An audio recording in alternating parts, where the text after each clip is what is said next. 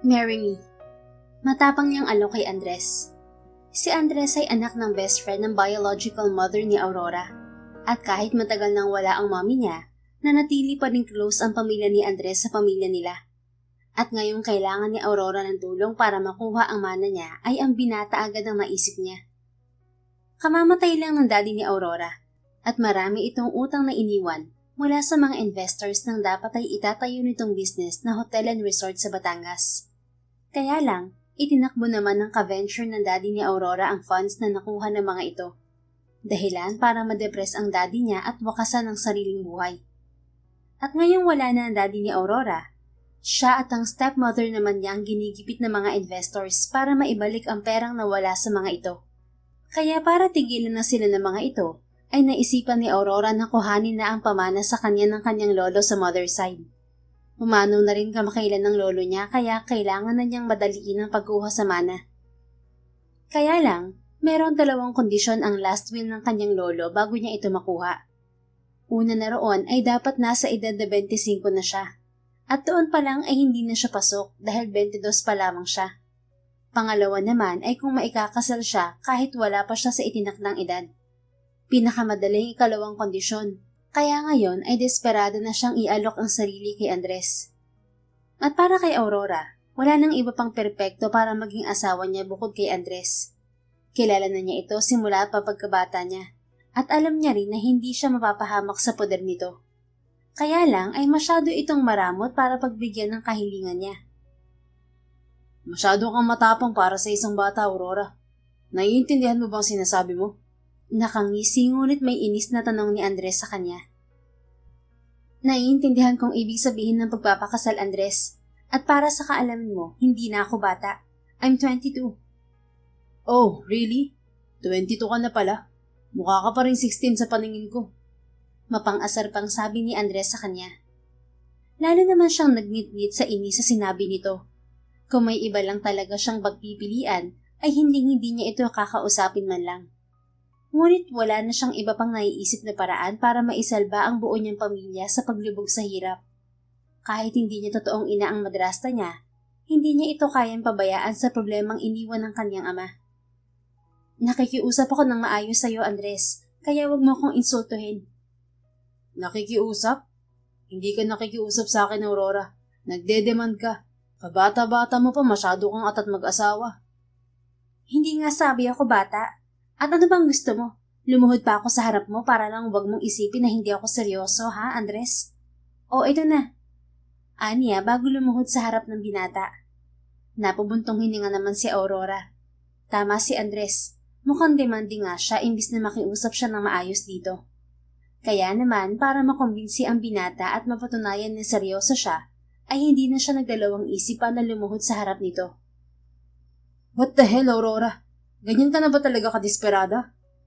Hindi makapaniwalang bulalas ni Andres pagluhod niya. Oo, kaya please Andres, nakikiusap ako sa'yo. Tulungan mo ako mailigtas ang pamilya ko. Kung babalik si Aurora sa nakalipas na ilang taon at makikita niya ang sarili sa ganitong sitwasyon, siguradong tatawanan lamang niya ito dahil malayong-malayo ang Aurora na nakaluhod sa harap ni Andres sa dating Aurora. Ang Aurora sa nakalipas na mga taon ay masyadong proud sa kanyang sarili at hindi ito marunong magpakumbaba. Hindi rin ito marunong makiusap dahil hindi ito sanay na hindi nakukuha ang gusto. At higit sa lahat, ang Aurora sa nakalipas na mga taon ay hindi gagawin ang bagay na ito dahil walang alam sa anumang mangyayari sa hinaharap. At wala rin pakialam sa ibang tao ang Aurora noon. Ngunit para sa pera at mga ari-arian na makukuha niya bilang mana pag naikasal silang dalawa ni Andres, handa siyang lunukin ng pride niya. Are you so desperate for my help that you're kneeling in front of me now, Aurora? Tumango naman siya. Kailangan ko ang tulong mo, kaya handa akong gawin ng lahat, Andres. Lahat? Oo, lahat, Andres. Kaya pakiusap, tulungan mo ako. Pakiusap niya pa. Pero imbis na mahabag sa pagmamakaawa niya, ay umiling-iling lamang ito sa dalaga. Well, I'm sorry, pero hindi ako pumapatol sa bata. Kaya umuwi ka na at huwag ka na mag-aksaya pa ng oras sa akin, Aurora. Hindi ako papayag kahit ano pang gawin mo. Muling sabi sa kanya ni Andres bago siya nito talikuran. Naiwan naman siyang nakanganga sa pwesto niya habang unti-unting tumutulo ang mga luha. Pakiramdam ni Aurora ay gumuho lalo ang mundo niya, lalo na't si Andres na lang sana ang natitira niyang pag-asa. Ngunit hindi siya pwedeng sumuko na lang basta-basta. Kaya naman bago pa tuluyang makalayo si Andres, ay hinabol niya na ito agad. Andres, please, hindi ba't pareho lang tayo nangangailangan ng tulong? I know your dad is pressuring you to get married too. Hindi mo ba naisip na pagkakataon mo na to para makuha ang loob niya? Natigilan naman si Andres sa sinabi niya at masaya siyang tiningnan. Anong pinagsasabi mo? Alam ko ang ginagawa sa'yo ng daddy mo, Andres. Hindi ba't sinabihan kanyang hindi niya ipapahawak sa'yo ang kumpanya na pinaghirapan mong itaguyod ng halos 10 taon kung hindi ka makakahanap ng babae na pakakasalan mo? Did you stalk me, Aurora? Tumango naman siya. Hindi na iniisip pa ang kahihiyan. Yes, kaya alam kong tulad ko ay desperado ka rin na makahanap ng mapapangasawa. You're unbelievable, Aurora Marie. Ganito ka ba talaga kadesperada? Sobra pa sa inaakala mo, Andres. Kaya bakit hindi mo nalang i-grab ang sitwasyon na pareho lang naman tayong makikinabang? Anya pa, habang mas matapang na tinititigan si Andres sa mata.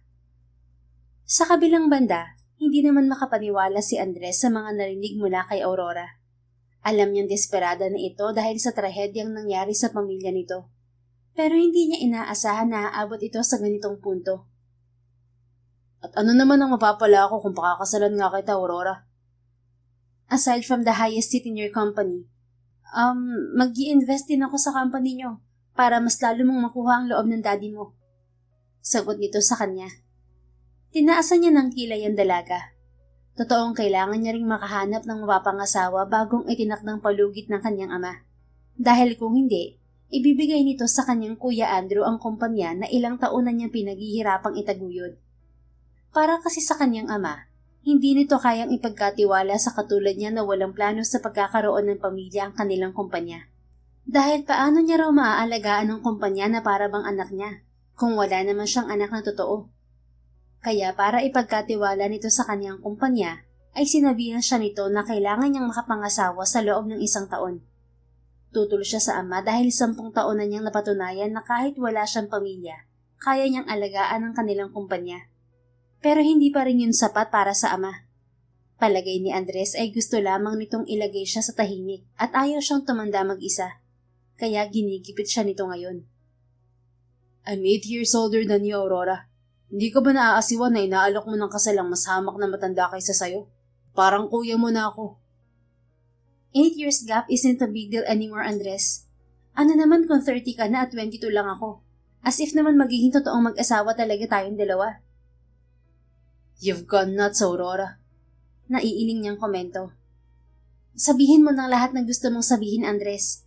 Lulunukin ko ang lahat ng pangiinsulto mo. Basta matulungan mo lang ako sa kailangan ko. Pumayag ka lang naman at tapos pareho ang problema nating dalawa. The company and your investment won't be enough for me, Aurora. Kapag pinakasalan mo ako, hihingi pa ako ng higit sa 2 yun. Kaya pag-isipan mo mabuti ang sinasabi mo.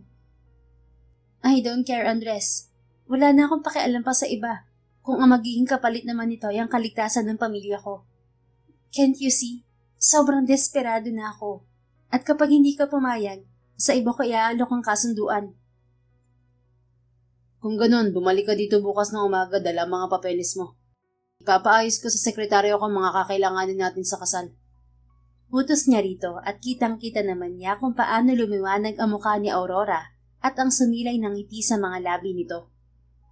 Talaga? Payag ka na, Andres? Yes, pero may mga kondisyon ako, Aurora. Ano yun? Bukas ko nasasabihin. Ipapadraft ko muna sa lawyer ko. Sagot niya bago ito sinabihan na umuwi na muna para makapagpahinga. Halatang halata na kasi sa mukha ng dalaga ang pagod at stress dahil sa mga problemang pasan-pasan nito. Medyo nakakadama rin si Andres ng konsensya para sa dalaga. Bata pa ito at walang alam sa buhay para pasanin ang problema ng buong pamilya. At hindi lamang 100,000 pinag-uusapan sa problema ni Aurora, kundi milyon-milyon. Aware si Andres roon. Kaya hindi na siya nagtaka na ganito na lamang kadesperada ang dalaga. Masyado pang bata si Aurora para sa kanya, kahit pasabihing kasunduan lamang ang mamamagitan sa kanila. Alam niyang magiging mahirap ang sitwasyong yan para sa kanya.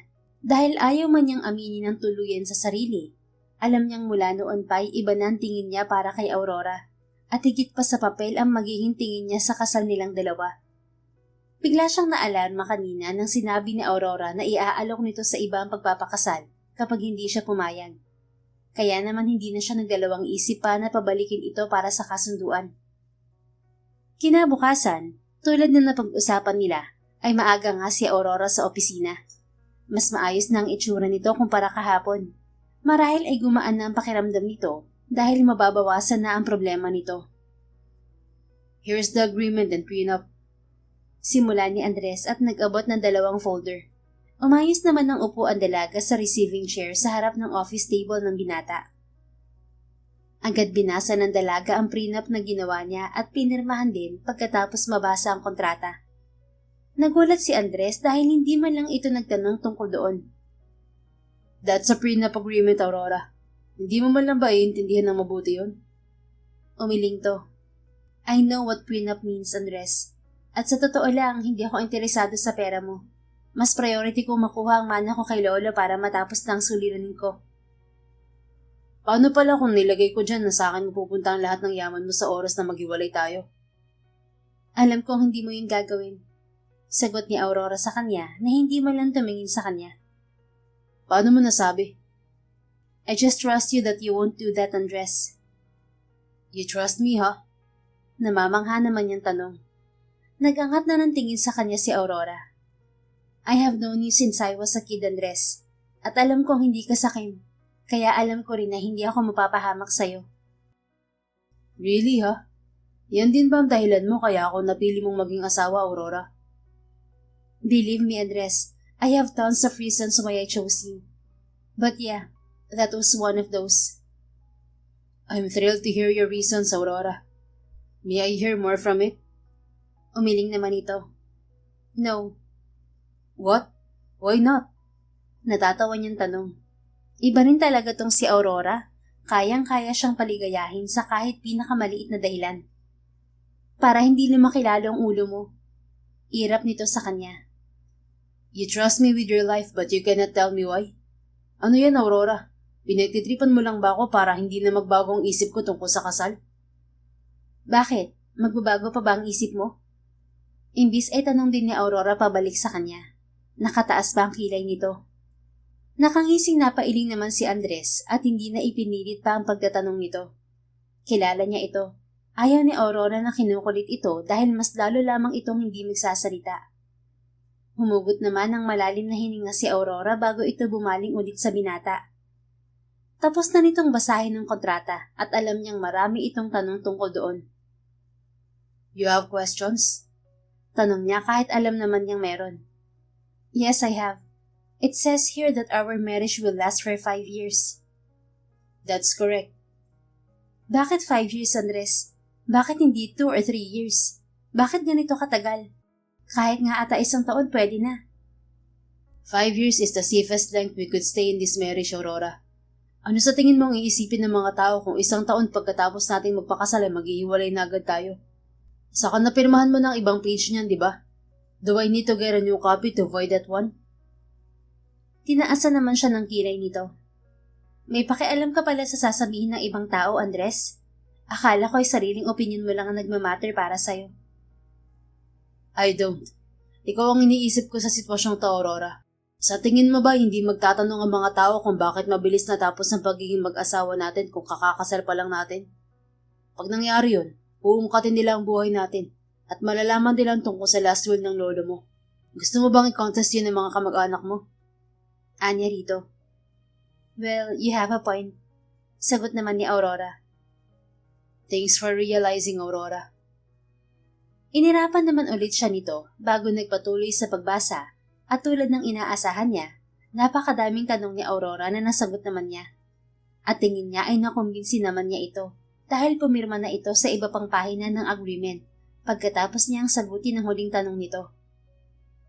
When do you want to get married? Tanong niya sa dalaga pagkatapos nilang mapirmahan pareho ang kontrata nila. As soon as possible, Andres. Napangisi ulit siya. Is this weekend fine with you? Yes, pwede na sa weekend, Andres. Hindi naman kailangan na engrande lalo na't kasunduan lang naman to. Kasunduan o hindi, dapat ay disente pa rin, Aurora. Paano natin mapapaniwala ang mga tao na nagmamahalan tayo kung basta-basta lang ang magiging kasal natin? Bigla namang natawa si Aurora sa sinabi niya. Andres, sa panahon ngayon hindi na iniisip ng mga tao kung gaano kasimple o engrande ang isang kasal. Mas gusto na ng mga couple ngayon ng simple lang. Yung malalapit na tao lang ang bisita. Is that what you want as well? Bakit? Kakayanin ba hanggang weekend kung sasabihin ko na gusto kong sa Araneta gaganapin ang reception ng kasal natin? Miyerkules na ngayon, Andres. Sigurado kong hindi kakayanin ng 4 na araw ang ganoon kalaking venue. Sinusubukan mo ba ang kakayahan ng connection ko, Aurora? Umiling naman ito sa kanya at ngumisi lalo. No, Andres. Ang sinasabi ko, hindi mo na kailangan pang mag-abala para sa kasal. Dahil alam naman natin pareho na hindi naman yun totoo. You're just my contractual husband, remember? If that's what you want then. Sabi na lamang niya kahit dismayado. Thank you, Andres. Nakibit balikat siya. Nasa bahay niyo ba ang mami mo? Mamanhikan ako mamaya sa inyo. Isasama mo ba sila, Tita Shirley? Of course. My whole family will be at our house to talk about our wedding. Okay. Sasabihan ko si Mami na maghanda sa pagdating niyo. Pagsapit ng hapon ay hindi maiwasang kabahan ni Aurora habang hinihintay ang pagdating ng pamilya ni Andres sa kanilang bahay. Handa na ang lahat at ang mga ito na lamang ang hinihintay nila. Seryoso ba talagang darating sina Shirley, anak? Tanong ng Mami Amanda niya. Ito ang stepmother niya na itinuring na niyang tunay na ina. Opo, Mami. Tumawag sa akin si Andres. Sabi niya papunta na raw sila. Napabuntong hininga naman ng Mami niya. Pasensya ka na, anak. Dahil sa kapabayaan namin ng daddy mo, napilitan kang gawin ang bagay na to. Mommy, huwag ka na mag-alala pa para sa akin. Magiging maayos lang ako. Ang importante, masosolusyonan na ang problema natin. Kapalit naman yun ang kalayaan mo. Napakabata mo pa para magpakasal, anak. Kaya hindi sinasabi sa'yo noon ng daddy mo suliranin niya, kahit alam niya na may mamanahin ka sa lolo mo. Dahil ayaw niyang madami ka sa problemang to. Pero ito na nga, damay ka na sa ayaw at sa gusto namin ng iyong ama. Nag-init naman ang puso ni Aurora sa concern ng Mami Amanda niya para sa kanya. 10 taon lang siya nang magpakasal ang daddy niya sa stepmom niya. At hindi tulad ng mga stepmothers sa mga teleserye, napakabait sa kanya ni Amanda. Minahan siya nito na parang tunay na anak. Dahilan para mahalin din niya ito na parang tunay na ina. Don't worry about me, Mom, okay? Mabait naman si Andres sa akin eh. Hindi ako mapapahamak sa kanya. May usapan na pati kami. Pagpapakalma niya rito. Kahit pa, anak, hindi pa rin tayo nakasisiguro na magiging maayos ang pakikitungo sa'yo ni Andres. Naputol naman ang sasabihin ng ginang nang biglang tumunog ang kanilang doorbell. Indikasyon na dumating na ang hinihintay nilang mga bisita. Nagutos naman agad ang mommy niya sa kasambahay na papasukin ang kanilang mga bisita, habang sila naman ay naghintay lamang sa kanilang living room. Pagbalik ng kanilang kasambahay ay kasunod na nito ang buong pamilya ni Andres, mula sa mga magulang nito hanggang sa mga kapatid ni Andres. Good evening po, Tita Amanda. Bati ni Andres sa mommy ni Aurora bago ito bumeso. Good evening din, iho. Maupo muna kayo. Sumunod naman ang pamilya ni Andres. Pero dumiretso ang binata sa tabi ni Aurora para batiin siya at iabot ang dala nitong bouquet ng bulaklak. Good evening, Aurora. For you. Good evening din, Andres. Thank you. Kabado niyang sagot bago tinanggap ang bulaklak nito. Kaunting batian pa ang nangyari bago napunta sa kasal ang usapan ng lahat. I cannot believe that my son Andres and Rory are in a relationship. Nagulat talaga ako nang sabihin niya kanina na mamamanhikan kami ngayong gabi.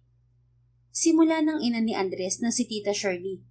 Rory talaga ang tawag ng mag-asawa sa kanya simula pa noong bata pa siya. Tumango naman ang daddy ni Andres. Kaya pala walang interes sa ibang babae ang batang to. May Rory na pala siya. Hilaw na napangiti naman si Aurora sa mga magiging in-laws niya. Nakiusap po kasi ako kay Andres na wag mo nang ipagsabi ang tungkol sa amin. Takot po kasi ako sa magiging reaksyon ni na mommy. Pati na rin ninyo, tita. dito. Bakit ka naman matatakot sa reaksyon namin, Iha? Natutuwa nga kami ngayon na malamang ikaw palang girlfriend nitong si Andres. Hindi ka na iba sa amin. Kaya masaya kami na kayong nagkamabutihan. Sagot ni Tita Shirley. She's scared that you will disapprove us because of our age gap. Mom, Dad, Tita Amanda. Si Andres naman ang nagsalita. Nakibit-balikat naman si Tita Shirley. Well, it was shocking to know at first, I'd admit. Pero nasa panahon na tayo na hindi na nagmamatter pa ang edad. At sa totoo lang, mas nangingibabaw sa akin ngayon ang kasiyahan dahil ikaw ang mahal ng anak ko, Rory. Matagal ko nang pinapanalangin na sana'y magkagustuhan kayo nitong si Andre ko. Yun pala ay may Andres ka na. Kaya imposible palang mangyaring hiling ko. But anyway, walang problema yon dahil isa pa rin naman sa mga anak kong makakatuluyan mo. Andre has a girlfriend, Mom. Stop matching her with my wife. Reklamo naman ni Andres sa ina. She isn't your wife yet, Kuya. And you're right, I have a girlfriend, okay? Rory and I are just best friends. Sabat din ni Andre. I didn't know that before, okay? Now that I know, of course I will stop. Depensa ng ina ng mga ito. So, when's the wedding? Tanong na ng daddy ng mga ito. Napatingin naman ang lahat kay Aurora at Andres. This weekend, Mom. A sunset civil wedding. Sagot ni Andres. What? This weekend? Isn't that too fast, Iho? Gulat na tanong ng mami nito. Nagkatingin na naman si Aurora at mami Amanda niya. It isn't, Mom. We've been together for 3 years now, and we cannot wait any longer.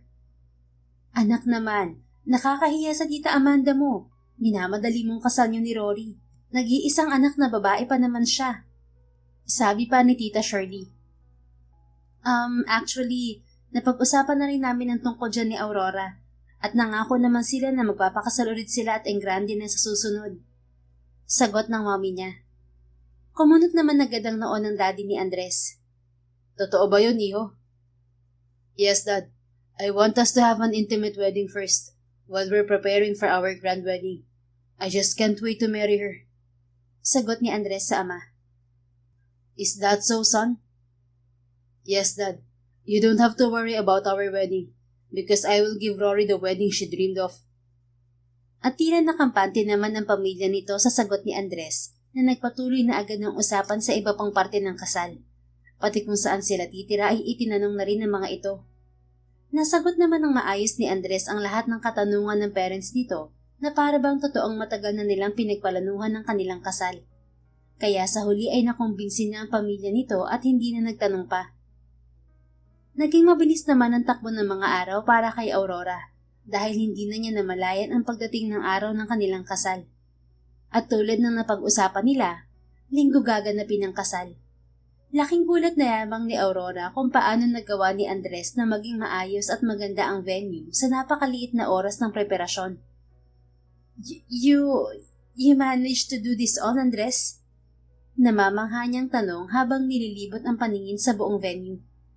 Sa rooftop ng isa sa mga hotel ng pamilya ni Andres ang venue ng kasal nila.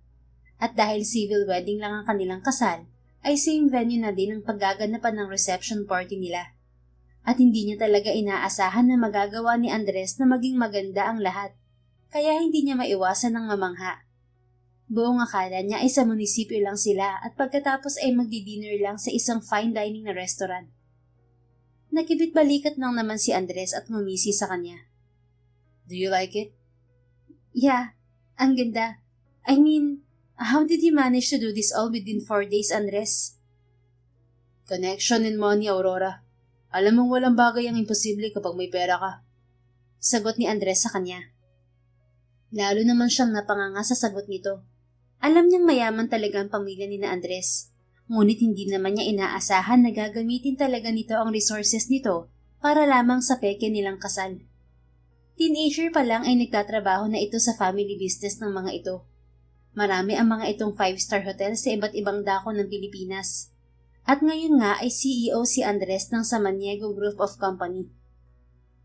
I just hope that you like this setup. Dagdag pa ni Andres nang hindi na siya nagsalita. I like it, Andres. Thank you. A wedding in a rooftop while the sun is setting. Sino bang hindi magugustuhan yon? Kahit alam niyang kasunduan lang ang lahat, may pakiramdam pa rin naman si Aurora at hindi niya itatanggi na nagustuhan niya ang ginawa nito. I'm happy to hear that. I don't want our parents to doubt us, so I did this. Kibit balikat nito. Para namang may maliit na parte ng puso ni Aurora ang nabasag sa narinig. Ginawa lang pala nito ang lahat ng yon dahil ayaw nitong pagdudahan sila ng lahat. Ayos naman sana. Kaya lang ay hindi niya maiwasan ng ma-disappoint sa dahilan nito. Teka, ano bang inaasahan niya? Di ba nga at contract husband lang naman niya ito? Baliw ka, Aurora. Anong akala mo? Ginagawa niya to para pasayahin ka?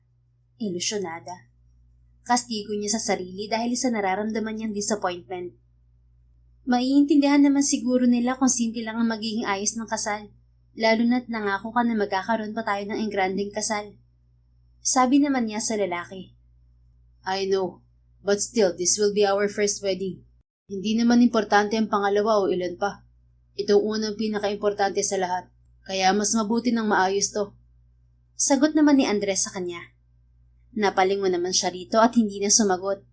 Hindi na rin naman niya alam kung ano pa ba ang sasabihin niya. Ganon din naman si Andres na tinaasan na lamang siya ng kilay. Agad namang nagsimula ang seremonya ng kanilang kasal sa itinakda nitong oras. Ang mami niya at ang kapatid niyang si Jacob ang naghatid sa kanya patungo kay Andres. At hindi maitatanggi ni Aurora na parang nilulukot ang puso niya. Dahil kahit gaano man siya kadesiperada sa pagpapakasal, ay may parte pa rin sa puso niya na umaasa na sana ay hindi niya kinailangan gawin yun. Do you, Andres Felipe, freely and willingly take Aurora to be your wife, to live together in the covenant of marriage? If you so, please say I do. I do. Sagot ni Andres. Seryoso itong nakatingin sa kanya na para bang siya lamang ang nakikita nito. And do you, Aurora Marie, freely and willingly take Andres to be your husband, to live together in the covenant of marriage? If so, please say I do. I do. Sagot naman niya. By the power vested in me, and in accordance with the laws of Manila City, I now pronounce you husband and wife. What God has joined together, let no one separate. You may now seal your vows with a kiss. Anunsyo ng Wes. Are these tears of regret? Bulong sa kanya ni Andres habang pinupunasan ang mga luha niyang kanina pang walang tigil na bumubuhos. Umiling naman si Aurora. Lalo namang sumeryoso ang tingin sa kanya ni Andres bago muling pinunasan ang luha niya. Liar. Komento nito bago yumuko para abutin ang kanyang labi. Natigilan si Aurora sa lambot at rahan ng halik nito sa kanya, na nang matapos yun ay napasandan na lamang siya sa dibdib nito. Niyakap naman siya ni Andres bago pinatakan ng isa pang halik ang tuktok ng kanyang ulo. Unang halik yun ni Aurora, at tila ba pakiramdam niya ay nakaukit na yun sa kanyang labi. You don't have to worry about everything now, Aurora. Bulong pa nito sa kanya, ngunit masyado na siyang lunod sa pinaghalo-halo niyang nararamdaman para maintindihan pa ang sinabi nito. Para namang nakalutang sa langit ang pakiramdam ni Andres ngayong naikasal silang dalawa ni Aurora. Hanggang ngayon ay hindi pa rin siya makapaniwala na talagang pinakasalan siya nito. At ngayong nakauwi na sila sa kanyang kondo, ay mas lalo pang gumaan ang pakiramdam niya. Akala niya talaga ay hanggang tingin lang siya kay Aurora. Kaya naman napakasaya niya na kanya na ang babaeng matagal ng lihim na iniibig. Sinadya talaga niyang 5 taon nang ilagay sa agreement contract nila. Balak niyang paibigin si Aurora para hindi na sila mauwi sa hiwalayan. This is our condo. But if you want a bigger house, like I said to our parents, we can either purchase a fully furnished one or build our own house. Anya kay Aurora nang iuwi na niya ito sa kondo niya. Ayaw din niyang itira ang asawa sa penthouse ng hotel. Mas okay na roon sa kondo para malayo sa trabaho niya na minsan ay gusto niyang takasan. Okay naman ako rito, Andres. Hindi na siguro kailangan gumastos pa para sa bahay. Are you sure? I mean, sanay ka sa malaking bahay at baka lang manibago ka bigla sa ganitong kaliit na kondo. Hindi naman maliit ang kondo mo, Andres. Parang kasing laki na nga ito ng isang bahay. Nagkibit balikat siya. Still, if you want a decent house with no neighbors, just tell me. Hindi na. Ayos na sa ating dalawang ganito. Tahimik din naman dito kahit na may katabi tayong ibang unit. Sagot ni Aurora sa kanya bago nito inilibot sa paligid ang mga mata. Pinag-aaralan marahil ang bawat sulok ng kondo ni Andres. We will be staying in one room anyway. Balita niya para hindi na ito magulat. One room? Bakit? Wala na bang ibang kwarto rito? This is a bachelor pad, Aurora. Kaya nga tinatanong kita kung gusto mo ba na kumuha pa tayo ng bahay. Sagot niya. Don't worry, you can have the bed. Sa couch ako matutulog. Dagdag niya pa nang makita ang pagkabahala sa mukha ni Aurora. Malaki naman ang kama niya kaya hindi siya magkakaroon ng problema sa space. Pero dahil alam niyang hindi komportable si Aurora, ipapaubayan na niya rito ang kanyang kama. Hindi mo na kailangan mag-abala, Andres. Ako na lang ang matutulog sa couch. Tinaasan niya ito ng kilay. You think I would let you do that? Bahay mo to, Andres. At hindi naman ako alaga para isipin mo pa. Bahay natin, Aurora. Mag-asawa na tayo at dito tayo titira kaya bahay natin. Paalala niya rito. At nang nakita niyang aalma pa ito, ay nagkibit na lamang siya ng balikat at kinuha ang luggage nito para ipasok sa kanilang kwarto. Sumunod naman sa kanya si Aurora at alam niyang magrereklamo na naman ito. Kaya inunahan na niya itong magsalita. Here's the walk-in closet. I already emptied half of the closets to accommodate your stuff. Anya at binuksan ang pinto ng walk-in closet. The bathroom is here. Dagdag pa niya. Nadistract naman si Aurora sa mga nakikita nito at nakalimutan na nito ang tungkol sa pag-aagawan nila sa couch. Naalala na lang ulit nito yon nang maggabi na at oras na ng kanilang pagtulog. Andres, pwede ka naman dito sa kabilang side. Malaki naman tong kama mo kaya kasya naman tayo. Wika sa kanya ni Aurora. Kanina pa nakapatay ang kanilang ilaw, pero hindi pa rin makatulog si Aurora dahil namomroblema sa higaan. Alright. Ani na lamang niya bago tumayo mula sa couch at naglakad papunta sa kanilang kama para mahiga. Does this feel better for you, Aurora? Tanong niya pagkatapos. Marahan naman itong tumango sa kanya. Good night. Good night, Aurora. Sagot niya bago ito hinila para makahiga na ito sa tabi niya. You don't have to worry about anything, Aurora. Wala akong gagawin na masama sa'yo. Dagdag pa niya para makampante ito sa kanya. Hindi naman na nakapagsalita pa si Aurora. Imbis ay tumango na lamang. Napahugot ulit siya ng malalim na hininga. Inihahanda ang sarili dahil alam niyang mahihirapan siyang makatulog ngayong gabi. Kinabukasan, agad inasikaso ni Andres ang mga papeles nilang dalawa ni Aurora, tulad ng mga IDs nito na pinapalitan na niya ng apelyido niya. Maging sa mga dokumento niya ay pinalagay na rin niya ang pangalan ni Aurora bilang beneficiary. Are you sure about this, Andres? Tanong sa kanya ng kaibigan at personal lawyer niyang si Santi, nang pati personal assets niya ay inilipat na rin niya sa pangalan nilang dalawa ni Aurora.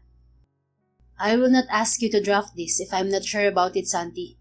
Kaya sige na, gawin mo na lang. But how about the prenup you and your wife signed? Para saan yun kung ipapakonjugal mo lang din pala ang lahat ng mga ari-arian mo? Wala yung silbi, Santi. Pinalabas ko lang yun para hindi siya matakot. Totoong hindi niya itinuloy ang prenup agreement na una niyang pinalabas kay Aurora. Dahil wala naman siyang planong hiwalayan to. Dahil nga ang totoong balak niya ay paibigin si Aurora sa loob ng 5 taon na mag-asawa sila. At ngayon, gusto niyang siguraduhin na hindi na kailangan pang mamroblema ni Aurora para sa kinabukasan nito. Kaya habang maaga pa'y inaayos na niya mga ari-arian na naipundar niya sa mga nagdaan na taon na nagtatrabaho siya. Gustong-gusto mo talaga, ha? You don't have any idea, Santi. Hindi naman niya pinlano at lalong-lalong hindi niya ginusto dahil kahit siya sa sarili niya ay hindi inaasahan na magugustuhan niya si Aurora. Para sa kanya kasi noon ay nakababatang kapatid lamang ito. Kaya hindi niya lubos na maisip kung paano unti-unti siyang nagkaroon ng nararamdaman para kay Aurora. Kinahaponan habang nasa opisina naman siya, ay bigla na lamang sumugod si Miriam sa kanyang opisina. Ex-fling niya ito. Is that true that you're married, Andres? Tumango siya. Yes, that's true, Miriam. What? Paano yung nangyari? At paano ako? Kailangan ko pa ba talagang ipaliwanag yan sa'yo, Miriam? Alam mo kung ano lang tayo noon. Napanganga naman ito sa sinabi niya. We're something, Andres. Kaya nga tumagal tayo, hindi ba? No, you're wrong, Miriam. We are nothing but flings. At alam mo kung paano at hanggang saan lang yun. No, you cannot do this to me, Andres. Why not? Alam mo kung ano lang ang intensyon ko simula pa lang sa umpisa. But we're great together, Andres. And I bet I'm better than your wife. No one is better than my wife, Miriam. Kaya kung wala ka nang magandang sasabihin, umalis ka na lang. Singhan niya rito. The fuck, Andres? You cannot just dump me like a hot potato. I don't have time with your tantrums, Miriam. So please, leave before I call security on you. Sabi na lamang niya bago pinindot ang intercom para sabihin sa sekretary niya na ilabas si Miriam sa opisina niya. Samantala, hindi naman mapakali sa sobrang saya si Aurora dahil sa wakas ay pwede na niyang makuha ang mana niya sa loob ng ilang linggo. Nakausap na rin niya ang mga investors ng daddy niya at pumayag naman ang mga ito sa pakiusap niya na babayaran niya mga ito once matransfer na sa kanya ang yaman ng kanyang pamilya. We made it, Mom. Makakabayad na tayo sa mga utang ni Daddy. Balita niya sa kanyang mommy. Nasa 5 billion pesos rin ang nakukuha niyang cash mula sa kanyang lolo.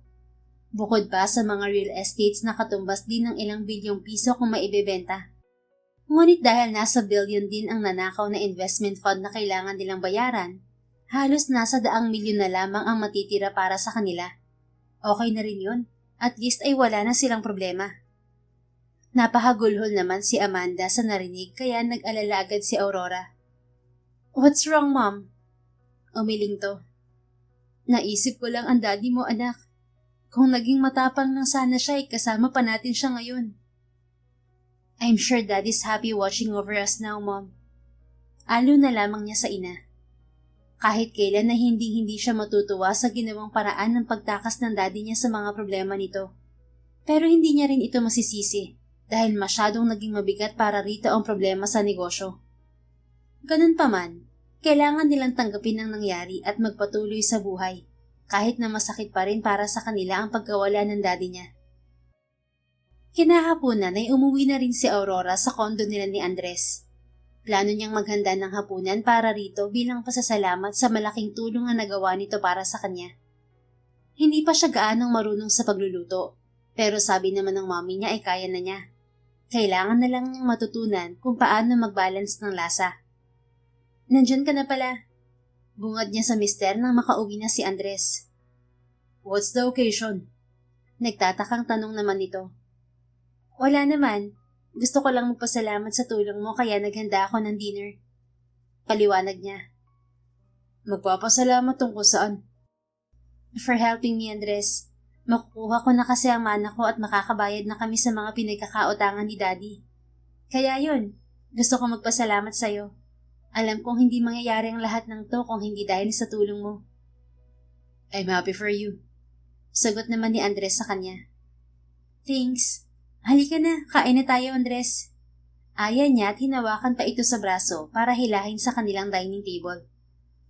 You cooked all of this? Yup. Kaso hindi pa ako magaling magluto kaya sabihin mo lang sa akin kung hindi masarap, okay? Agad namang tinikman ni Andres ang mga luto niya at aaminin niyang kabado siya sa reaksyon nito. Kamusta? Matabang ba o maalat? Tanong niya sa mister nang tikman nito ang kaldereta. Masarap. Sagot naman nito. Talaga? Baka sinasabi mo lang yan para hindi sumaba ang loob ko, ah. Umiling naman siya. No, really. Masarap talaga. Hindi ko alam na may talent ka pala sa pagluluto. Napairap si Aurora. Pupurihin na nga lang siya ay mga asar pa ito. Napansin naman ni Andres ang tampo niya kaya bahagya itong natawa. I'm just kidding, Aurora. Kumain ka na rin. Sumunod naman siya at sinabayan na ito sa pagkain. Nagkwentuhan pa sila ni Andres ng tungkol sa nangyari sa araw nila at hindi niya maitago ang kasiyahan nang ikwento niya kay Andres ang nangyari sa meeting nila ng attorney ng pamilya ng biological mother niya. I'm happy for you, Aurora. At least ngayon wala ka nang iisipin pa na problema. That's because of you, Andres. Utang ng pamilya ko sa'yo ang bagay na to. Hindi mo na kailangang isipin pa ang bagay na yan, Aurora. Pamilya na tayo ngayon. Maliit na bagay lang na pwede kong gawin para sa'yo. Sagot naman ni Andres, at sa paraan ng pagkakasabi nito niyon, hindi niya maiwasang makaramdam ng kakaiba. Napangiti na lamang siya rito at tumango. Salamat. Naging mabilis ang takbo ng mga araw para sa kanila na hindi na namalayan ni Aurora na halos mag-iisang buwan na silang kasal ni Andres. At sa loob ng halos isang buwan na yon ay naging maayos naman ang pagsasama nila. Dahil din doon ay mas nakilala niya rin si Andres. Akala niya kasi noon ay masama ang ugali nito dahil na rin sa malamig na pakikitungo nito sa kanya noon. Pero nagkamali siya dahil ang Andres na kasama niya ay maalaga, maunawain at maalalahanin. Taliwas sa mga inaakala niya noon. Suplado kasi si Andres sa kanya.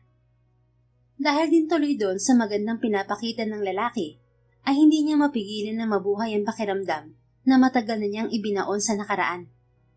Crush na niya noon pa si Andres, pero dahil masyadong malamig ang pakikitungo nito sa kanya, ay pinili na lamang niyang kalimutan ang pagkagusto rito. At ngayon na mag-asawa na sila at nakikita niya kung paano siya nito pakitunguhan, ay hindi niya maiwasan na muling makaramdam ng pagtingin para kay Andres. At bilang ganti sa mga ginagawa nito para sa kanya, ay sinusubukan niyang asikasuhin ang mga pangangailangan nito, tulad ng isang butihing asawa. At ngayon, ang naisipan naman niyang gawin para kay Andres ay ipagluto ito ng pananghalian at dadalhin niya sa opisina nito. Hindi pa siya nakakapunta doon kaya kabado siya. Hi, pwede sa opisina ni Mr. Andres Samaniego? May ibibigay lang ako. Kausap niya sa receptionist ng opisina ni na Andres. Ano pong pangalan nila? Aurora Marie Alvarez. Sagot niya. Sinadyang hindi isama ang apelyido ni Andres sa pangalan niya. Agad naman na itinawag ng receptionist sa opisina ni Andres ang tungkol sa kanya. At kitang-kita niya kung paano nanlaki ang mga mata nito bago ibinaba ang tawag. Malamang ay sinabi ng secretary ni Andres na asawa siya ng lalaki. Ma'am, kayo po pala ang asawa ni Sir Andres. Ano po, akyat na raw po kayo sa office ni Sir. Sabi nito sa kanya. Nginitian naman niya ito at nagpasalamat bago siya dumiretso sa elevator paakyat sa opisina ni Andres. Pagdating sa floor nito ay natanaw na niya agad si Andres na nakaabang na sa kanya. Hi, I brought you lunch. Wika niya nang makalapit siya sa mister. Mula sa pag-aalala ay napalitan naman ng pagkamangha ang ekspresyon ng mukha ni Andres. You brought me lunch? Yes, naisip ko lang na dalhan ka para hindi ka na mag-take out. Tinaasan naman siya ni Andres ng kilay. Paano mo nalaman ang tungkol dyan? Si Andre, maikli niyang sagot. Napairap naman si Andres sa sagot niya pagkatapos ay kinuha nito ang bitbit niyang insulated bag na naglalaman ng pagkain na dala niya. Hinawakan din nito ang kamay niya at niyaya na siya papunta sa opisina nito. Hindi naman niya maiwasang maasiwa sa mga matang nakasunod sa kanila, ngunit mas lamang ang kabang nararamdaman niya dahil sa kamay nila ni Andres na magkahawak. This is my office. Ani Andres nang makapasok na sila sa opisina nito. Namangha naman agad siya nang makita ang loob ng opisina ni Andres. Dahil bukod sa malaki ito, ay kitang-kita rin ang buong syudad sa floor to ceiling ng bintana nito, sa likod lamang ng lamesa ni Andres. Ang ganda ng office mo, komento niya, pero mas namangha siya sa nakita pagharap niya sa pintuan ng opisina ni Andres. Nakasabit kasi sa dingding na kaharap ng lamesa nito ang malaking frame ng litrato nilang dalawa nung kasal nila. Meron ka pala nito rito? Yeah, do you like it? Tanong din pabalik ni Andres sa kanya. Mabilis siyang tumango at ngumiti sa asawa. Oo, dapat may ganito rin tayo sa kondo. Gusto mo maglagay ng picture sa kondo nung kasal natin? Oo naman, maglagay din tayo ng katulad nito sa living room natin. Tapos pati na rin sa taas ng headboard ng kama natin sa kwarto. May iba pa tayong shot ng picture, di ba? Kitang-kita niya ang pagguhit ng malapad ng ngiti mula sa labi ni Andres. Okay, we will do that. Sagot nito bago siya niyaya na kumain na. Sa kabilang banda, Hindi naman mawala-wala ang mga ngiti sa labi ni Andres buong hapon dahil sa sorpresa ni Aurora sa kanya. Alam naman niyang nagpapasalamat lamang ito sa kanya dahil malapit na nitong makuha ang mana nito. Ganun pa man, hindi pa rin niya maiwasan ang maging masaya. Gusto mo bang mag-dinner sa labas mamaya? Alam kong naiinip ka rito. Tanong niya kay Aurora na nakaupo sa receiving area ng opisina niya. Hindi na kasi niya ito binauwi simula nang dumating ito roon no before lunch, lalo na't nalaman niyang nag-taxi lang ito. At mukha namang nag-i-enjoy si Aurora sa patingin-tingin sa opisina niya, dahil hindi naman ito nababagot kahit ilang oras na itong naghihintay sa kanya. Sige ba, ayos lang naman ako dito. Magaganda rin tong mga binabasa ko dito. Sagot naman ni Aurora.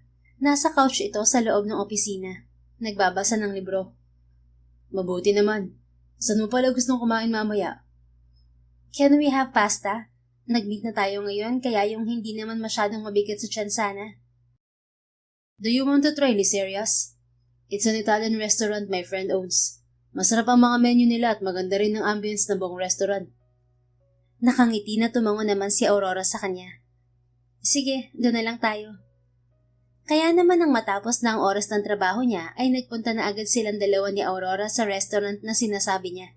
Pansin niya ang mga tingin ng kanilang mga empleyado, lalo na't magkahawak kamay na naman silang dalawa ni Aurora nang umalis. Hindi pa niya na ipapakilala ng maayos sa mga empleyado nila si Aurora. Ngunit may plano na siyang gawin yun sa nalalapit na 30th founding anniversary ng kanilang kumpanya. Do you like it here? Tanong niya kay Aurora nang marating na nila ang restaurant at nakapwesto na sa veranda nito. Oo, ang ganda rito, Andres. Ang refreshing. Sagot naman ni Aurora habang tinatanaw ang overlooking view ng city.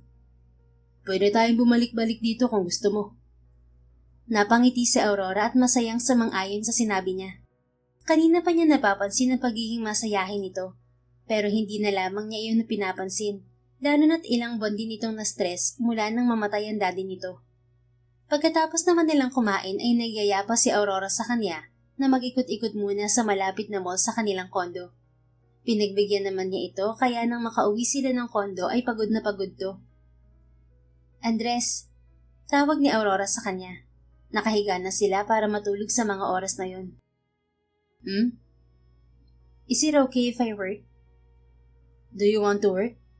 Tanong din niya pabalik. Tumango agad si Aurora sa kanya. Oo sana. Sayang naman kasi pinag-aralan ko kung hindi ko magagamit. I'm not into business at alam kong hindi rin sasapat sa business ang matitirang pera sa mamanahin ko. Kaya naisip ko na magtrabaho na lang. But you know you don't have to work, right? I'm not and will never force you to have a job, Aurora. Alam ko naman yun. Pero kasi gusto kong may pagkakaabalahan. Ayokong isipin mo na porke may pribilehiyo akong hindi na magtrabaho, hindi na talaga ako kikilos. Gusto ko na kahit papaano may matutuhan pa rin ako at may ambag sa gastusin mula sa aking pinagtrabahuhan. Bilib na napatango naman si Andres sa narinig mula kay Aurora. Dahil kung tutuusin, sa mana na matitira dito ay hindi nakakailanganin pang magtrabaho nito. Idagdag pa ang yaman na meron siya. Doon pa lamang ay pwedeng-pwede nang bumalik si Aurora sa buhay na meron ito noong hindi pa namamatay ang daddy nito. Pwede itong mag-shopping ng kahit na ano kung gugustuhin nito. Pero mula nang magsama sila, napansin niya na nawala na rin sa babae ang nakasanayan na yun noon. Kaya ang marinig itong magsabi na magtatrabaho ay talagang nakakamangha para kay Andres. Okay, if that's what will make you happy, then do it. I will just find you a position in the office. Huwag na. Gusto ko sana sa ibang kumpanya ako magtatrabaho, Andres. Bakit? May problema ba sa kumpanya natin? Ayaw mo ba ron? Wala naman. Pero kumpanya nyo kasi yun, Andres. At kung malalaman nila na asawa mo ko, baka hindi nila ako itrato na kapantay nila. Ayokong makuha ang loob nila dahil lang sa asawa ko ng boss nila.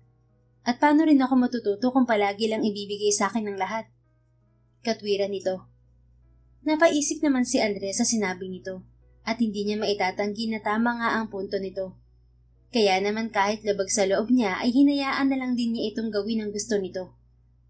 Ngunit tila nagkamali yata si Andres na hinayaan niya itong magtrabaho sa ibang kumpanya.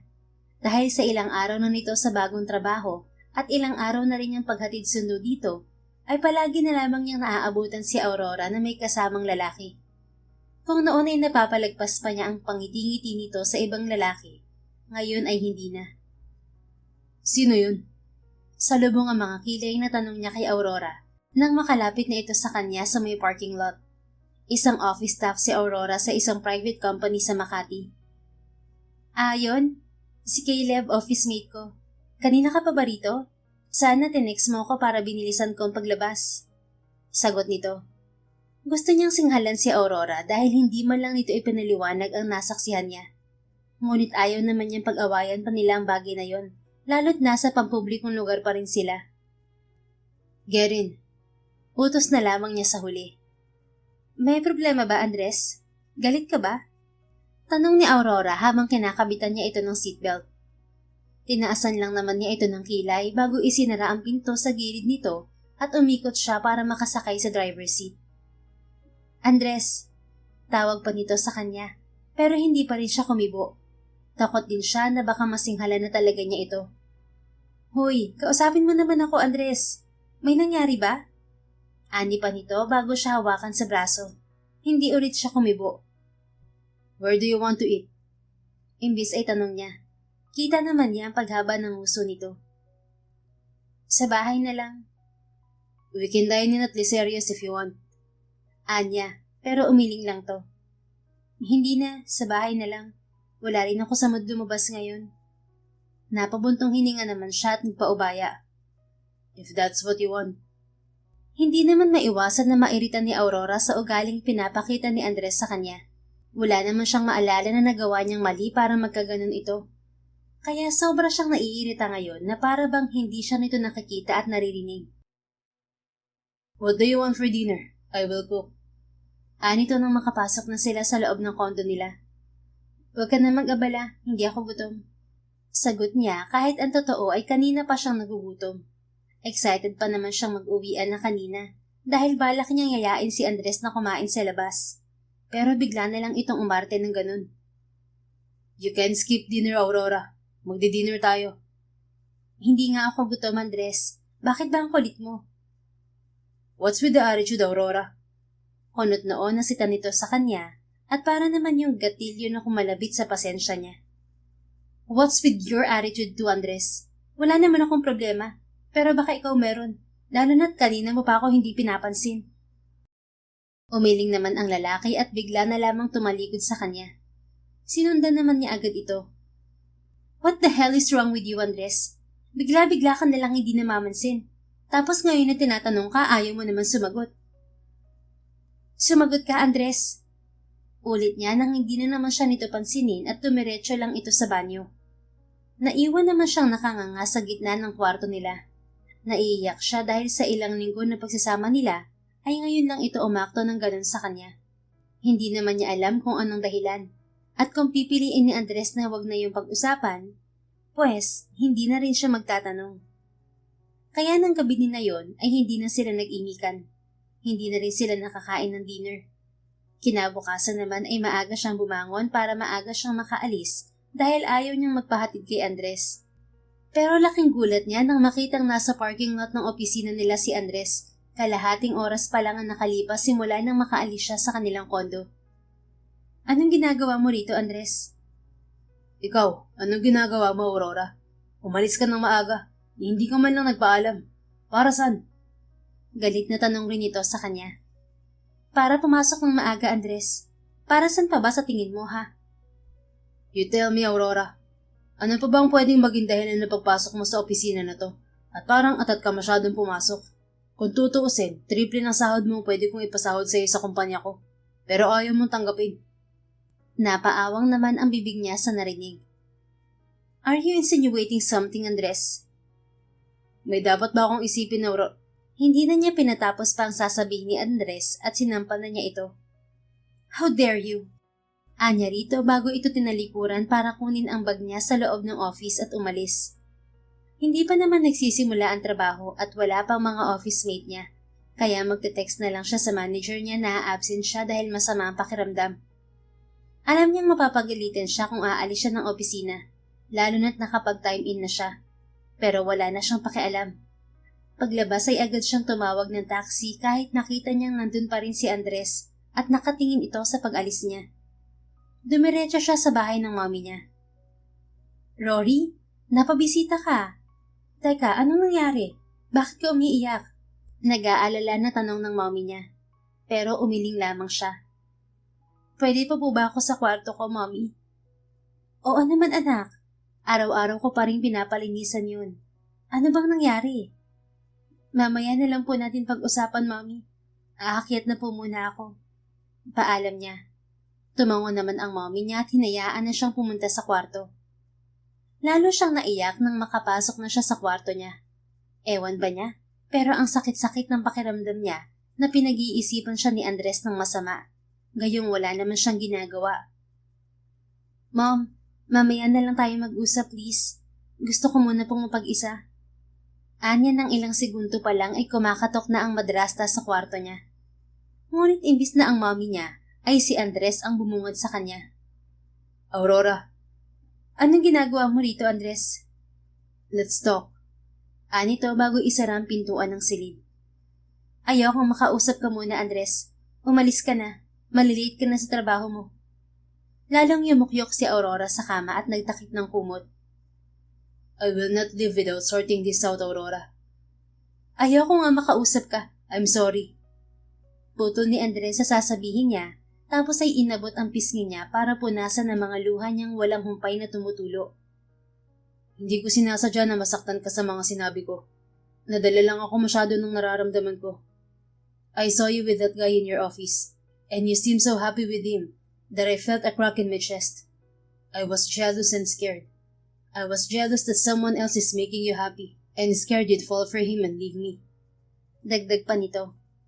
Napanganga naman si Aurora sa narinig. Why would you think that I would do that to you, Andres? You're still young, Aurora. Way younger than me. At hindi mo pa nahahanap ang lalaking mamahalin mo.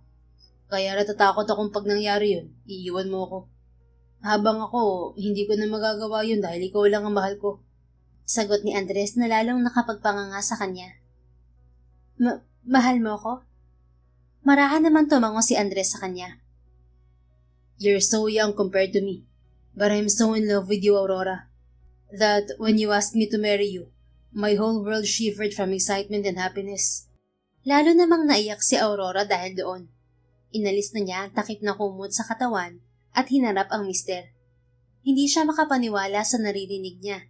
Dahil buong akala niya ay naaawa lang ito sa kanya at kailangan din ito ang tulong niya kaya ito pumayag na magpakasal sa kanya. Pero itinaboy mo ko noon, Andres. Dahil hindi ako makapaniwala na ang babaeng mahal ko ay bigla na lang akong yayayain ng kasal, Aurora. At ang bata-bata mo pa, pero kasal na agad ang iniisip mo. Ani pa nito sa kanya habang marahan na hinahaplos ang kanyang pisngi. You know my reasons, Andres. Kung may pagpipilian lang ako ay hindi ko yun gagawin. I know. And though I'm not happy that you had to experience all of those, I'm glad that it was me you ran to when you needed help. Sagot pa nito sa kanya. Namamangha na napatitig naman siya kay Andres. At bago pa siya magdalawang isip ay dumikit na siya rito para abutin ang labi nito para sa isang halik. Patak lang sana yun. Ngunit nang hawakan siya ni Andres sa kanyang bewang, ay alam niyang hindi lang isang patak ang gusto nito. Kaya nagpaubaya si Aurora nang agresibo siyang hinalikan ng asawa. Let's work our marriage out. Please, baby. Mahal kita. At ayokong mawala ka sa akin. Nagpakasal ako sa'yo dahil mahal kita, wife. Masuyong bulong sa kanya ni Andres pagkatapos ng halikan nilang dalawa. Tumango naman siya at yumakap kay Andres. Andres, ikaw ang una kong inalok ng kasal.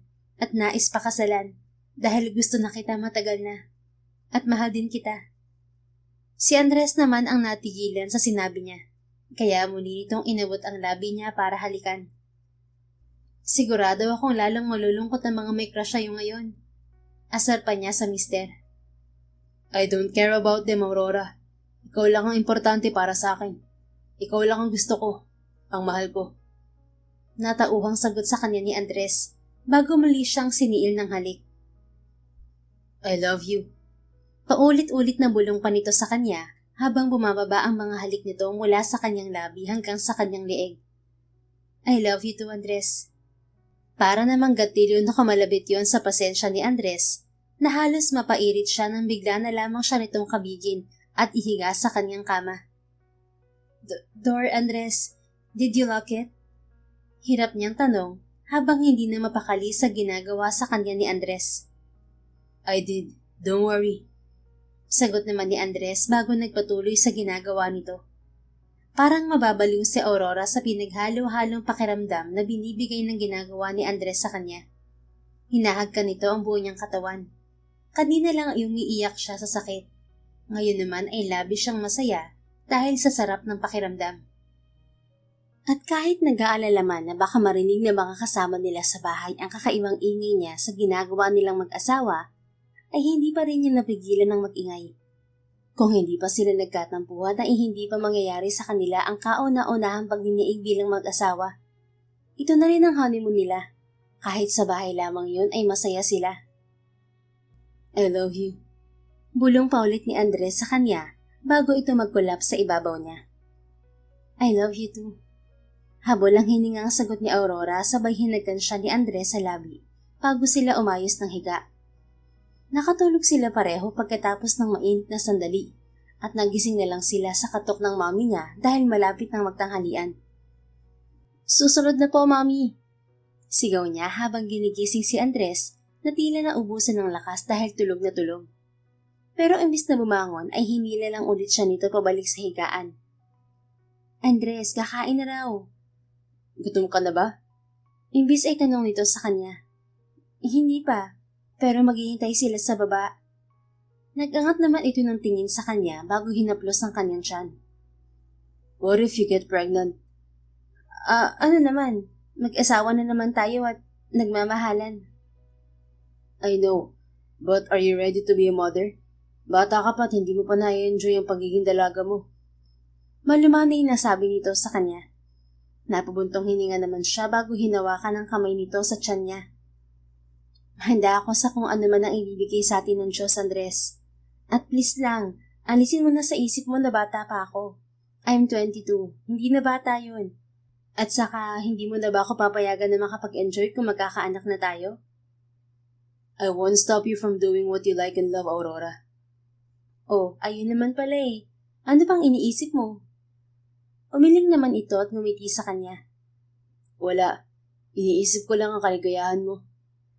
Magiging maligaya ako kasama ka at ng magiging anak natin.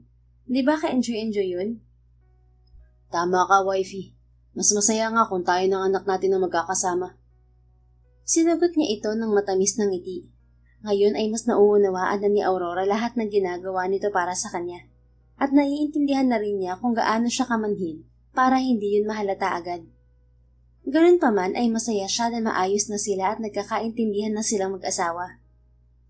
Noong araw na yon ay pareho silang hindi nakapasok ng trabaho at nagstay na sila sa bahay ng mommy niya hanggang gabi. Doon na rin sila naghapunan para pag uwi nila ay matutulog na lang silang dalawa. Napag-usapan na rin nila ang tungkol sa ikinasiselos nito. Ilang beses na palang nakita ni Andres na kasama niya si Carl, ang office mate niya. At nang maipaliwanag niya kay Andres na magkaibigan lang silang dalawa ni Carl at kung ano ang totoong kasarian nito, ay halos maging kasing pula ito ng mansanas sa kahihiyan. I'm sorry, I didn't know. Anito habang nakasiksik sa kanyang lieg. Nakauwi na sila at nakahiga na sa kama nilang dalawa at magkayakap. Nag-uusap sila habang nagpapaantok. Natawa naman si Aurora. It's okay, Andres. Hindi lang talaga halata kay Carl pero pareho lang kami ng gusto, no? Baka nga maging crush ka pa nun kapag nakita ka niya. Sinimangutan naman siya ni Andres kaya lalo siyang natawa. Anyway, are you free this Friday night? Tanong nito sa kanya. Wala naman siguro. Bakit? It's our company's founding anniversary. Gusto ko sana ang formal ka nang ipakilala sa mga shareholders at empleyado natin. Sige. Sasama ako. Lalo namang humigpit ang yakap ni Andres sa kanya. I will send you a stylist for your dress and makeup. Sabihan mo na lang siya kung ano ang gusto mo. Mabilis naman na sumapit ang araw ng Biyernes. At tulad ng sinabi ni Andres ay nagpadala nga ito ng stylist sa kondo nila para ayusan at bihisan siya. Buti na lang at nasa bahay lang siya buong linggo dahil nasuspindi siya sa ginawa niyang pag-alis ng nakaraan sa opisina nila. Hindi tinanggap ng manager nila ang rason niya na masama ang pakiramdam niya dahil nakita raw siya ng gwardya na malakas pa sa kalabaw. Hindi rin siya nagpunta muna sa nurse para humingi ng permit to leave. Ang ganda mo, wifey. Komplemento sa kanya ni Andres nang matapos na siyang ayusan. Thank you. Ikaw rin ang pogi mo. Nakita naman niya ang pamumula ng pisngi ni Andres dahil sa sinabi niya, kaya hindi niya maiwasan ang mapangiti. Kumapit na lang tuloy siya sa braso nito at inaya na itong umalis bago pa sila malate sa party. Pagdating sa venue ng party ay hindi na nila kinailangan maghintay pa ng matagal dahil nagsimula na agad ito ng ilang minuto pagkatapos magdatingan ng mga importanteng bisita. At nang tawagin na ng MC si Andres para sa speech nito, ay kinuha na rin ito ang pagkakataon para maipakilala si Aurora sa lahat ng mga bisita nila at mga empleyado. I would like to introduce my wife, Aurora Marie Samaniego. Pagpapakilala ni Andres kay Aurora sa lahat. Nagpalakpakan naman ng mga tao, dahilan para makaramdam si Aurora ng kakaibang tuwa sa puso niya. Bumalik agad silang dalawa ni Andres sa pwesto nila pagkatapos ng speech nito at nagsimula ng makipag-usap sa mga bisita. Andres! Tawag ng isang babae kay Andres. Nilingon naman nila ito pareho. Miriam! Hi! It's been a while. Huling usapan natin na yung nag-away tayo sa office mo. Ani Miriam na nakapagpataas ng kilay ni Aurora. Hindi niya ito kilala, pero ngayon pa lang ay naiinis na siya agad sa babaeng to. Iba ito kung makatingin kay Andres. Parang nangaakit na hindi maintindihan. Oh, is she your wife? Ang bata pa pala niya, Andres. Nasa right age na ba siya? Baka mamaya mapahamak ka pa dyan, ha? Tugtong pa ni Miriam habang pinapasadahan ng tingin mula ulo hanggang paa si Aurora. Naiilang tuloy si Aurora. Napataas na lang siya ng kilay kay Miriam.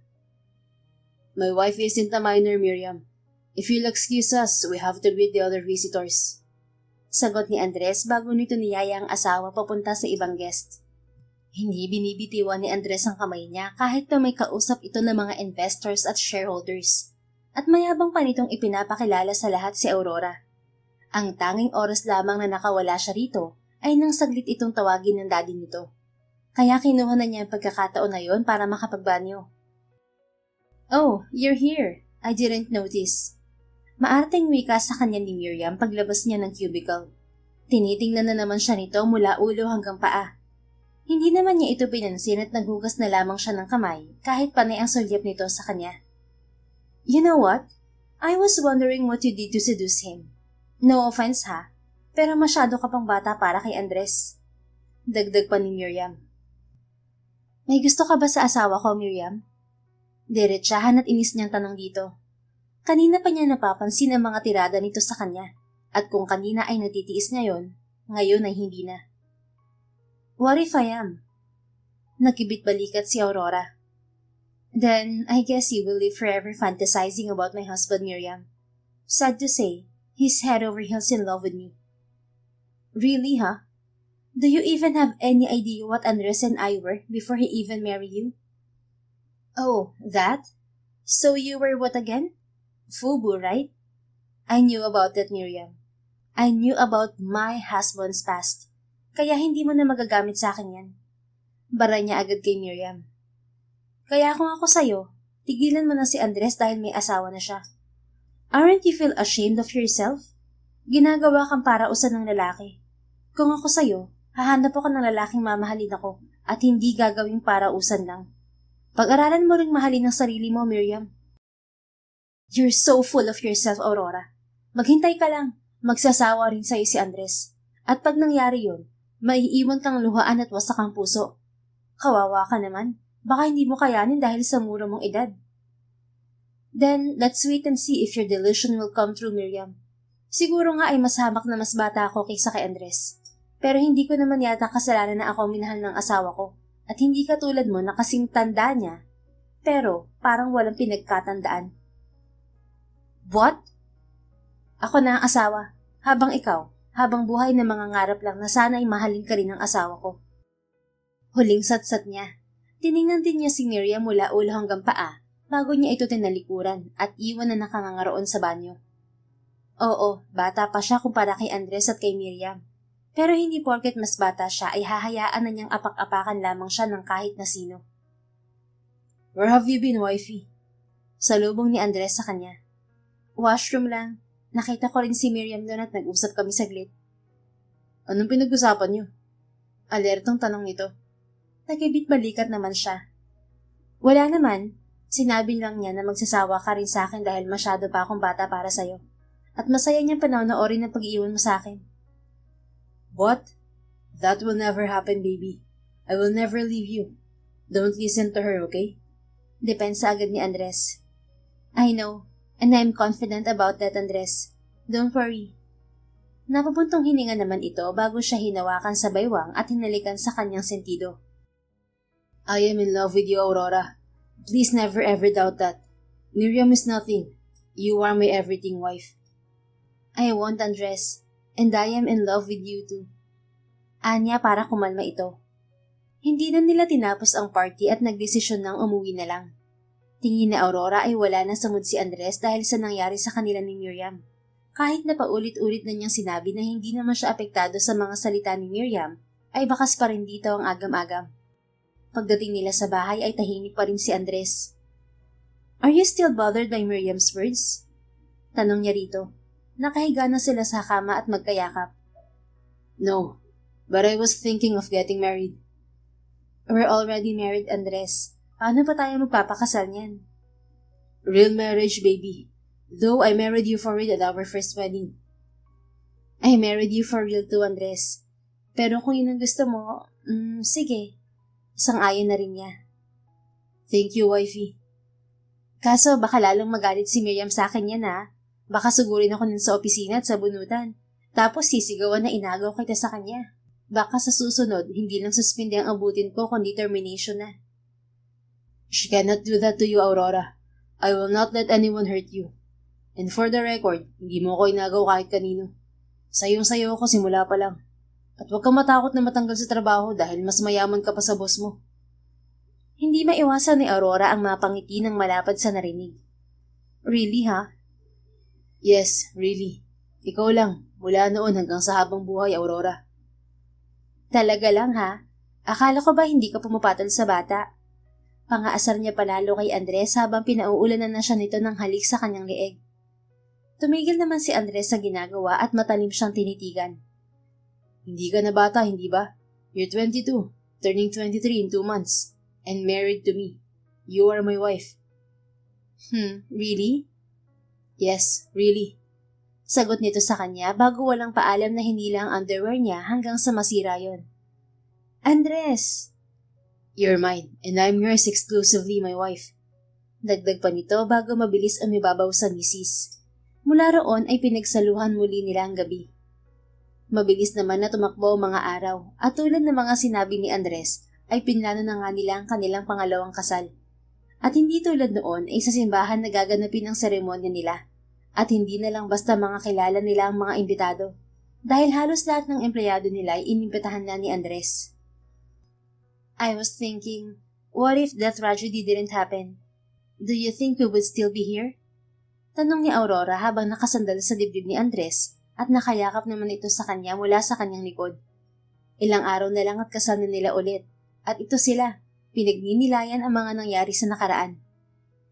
I have been in love with you since you're 19. So I guess, yes, we would still be here. You're already 26 that time, Andres. Natawa naman to. I know, baby. That's why I tried hard to keep my distance away from you. Pero ikaw tang makulit na lapit ng lapit sa akin. Kaya natutukso ako mas lalong mahalin ka. Because I was desperate, and you're the only one I knew who could help me. Dahilan niya. Wrong. Pwede mong lapitan ng kapatid ko. Dahil kayong dalawang mas close at mas magkalapit ang mga edad nyo kaysa sa atin. Pero ako pa rin ang pinili mo. May girlfriend si Andres. Alam mo yan. At saka hindi ko type ang kapatid mo. Duh. Irap niya. Kaya ba kung inayang mo maging contract husband mo dahil gusto mo ako noon pa? Pangaasar ni Andres at rinig na rinig niya sa tono nito ang saya sa narinig mula sa kanya. Syempre. Ikakasal na lang din naman ako. Dapat dun na sa crush ko.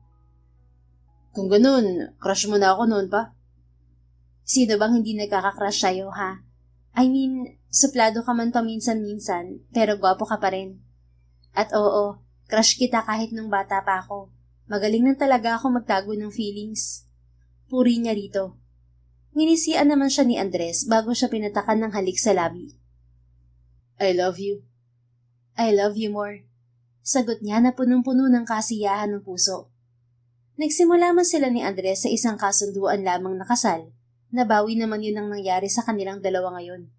At sa totoo lang, hindi pa rin makapaniwala si Aurora na ang akala niyang kasunduan lang ay magkakatotoo pala. Na ang kasal nila ay hindi na lang basta sa papel dahil nagmamahalan na sila ngayon.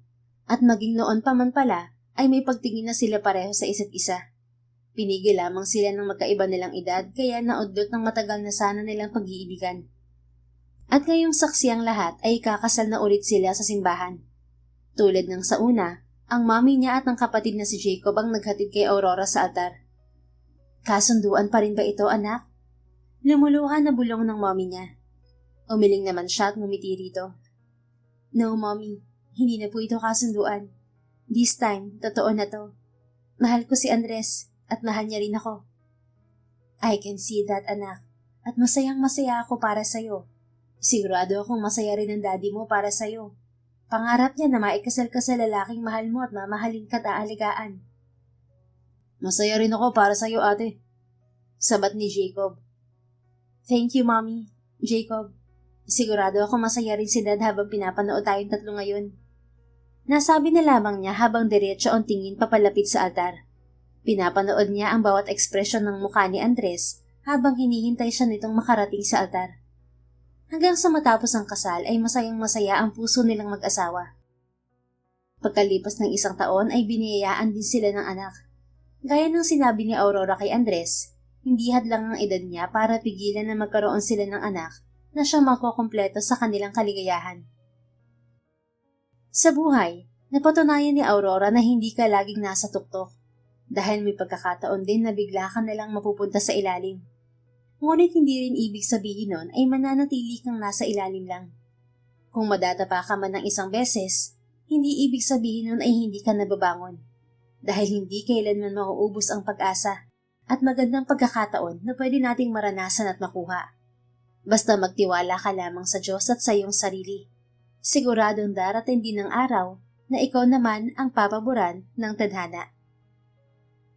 The End. Kung nagustuhan mo ang istoryang ito, please don't forget to like, comment, and share it with your friends. Your support really makes a difference. Thank you and see you sa ating next story. Keep safe and be blessed.